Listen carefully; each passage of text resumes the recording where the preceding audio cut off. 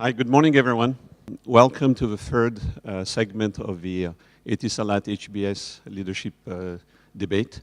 We have some interesting speakers today. I think it'll be a very good debate, and as always, Tariq will deliver. We are familiar with his interesting way of pulling people in. As we all know, he has made a few CEOs cry on stage. So on that note, I'd like to invite John Lincoln, Senior Vice President for SMBs at Etisalat, to say a few words. Hi, a very good afternoon. Welcome. Thank you very much. We are very pleased to be associated with this debate series. I think we have some excellent debaters / panel members today. You will enjoy it. And as you all know well, the theme is who will eat your breakfast? So that's what the English say, as Tariq told me. And the Americans say, who will eat your lunch? And as you all know well, what it means is that who will outwit the other. And for businesses, and especially small and medium businesses, who will compete with you. So, you know, as you all know, the art of war is deception, as the great Sun Tzu, who wrote The Art of War, said. And I have one of his favorite quotes that you should keep in mind: know your competitor and know yourself, and in 100 battles, you'll never peril. So on that note, thank you very much. Etisalat is pleased and honored to be here to welcome you guys. So we hope you have a great afternoon. Thank you.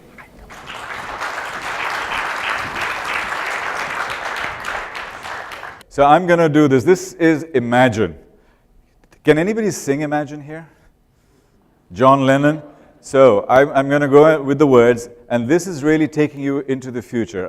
So today we have millennials on the one side, and our speakers, all of them very young, who have created and done wonderful things. And on the other hand, our established companies, the SMEs that are in this country, family companies, well established.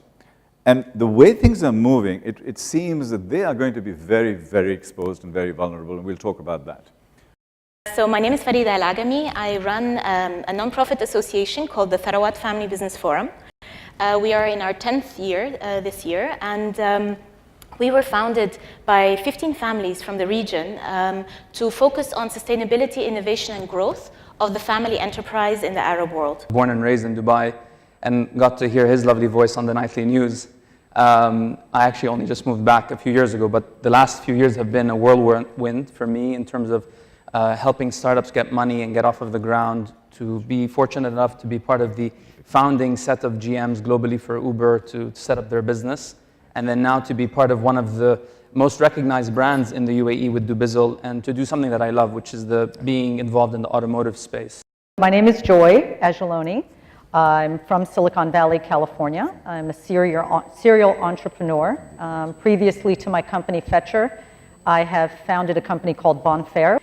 So Fetcher is basically a solution to a problem that exists in emerging markets, which is the problem of no addresses. And what we have done is we've solved the problem of no addresses by, instead of delivering packages to a formal address, we deliver to your cell phone. Another item of success my mom had is, if you're not married, you're not successful, period. That's where I come from. I come from a very conservative family back in Mauritius, a very small island, where, get married and you're successful.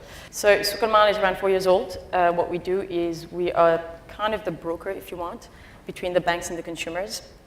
And it's been a roller coaster of 4 years. We've done 3 rounds of funding until now.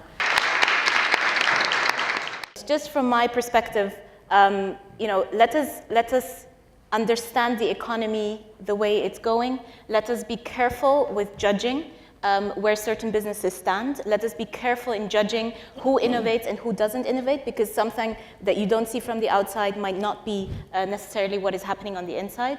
I believe family business is the business model of the future, and that's what we're going to be working on. Family business is the business model of the future. That's the takeaway. You're welcome.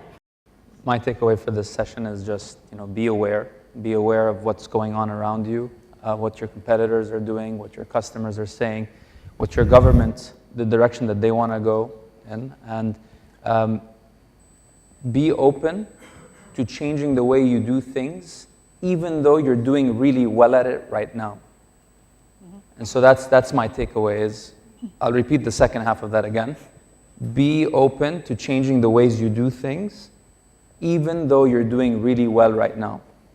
I just think that when it comes to the millennium generation, the older generation doesn't understand the millennium generation because I think it stems from fear. We mock what we don't understand. And I think that to do what you were saying is to step back, take a look, and be more accepting and try to understand instead of mocking it and putting it down and saying they don't know what they're doing, what they're doing. You know, I think a lot of that stems from fear because maybe they know something you don't. So I think to just listen.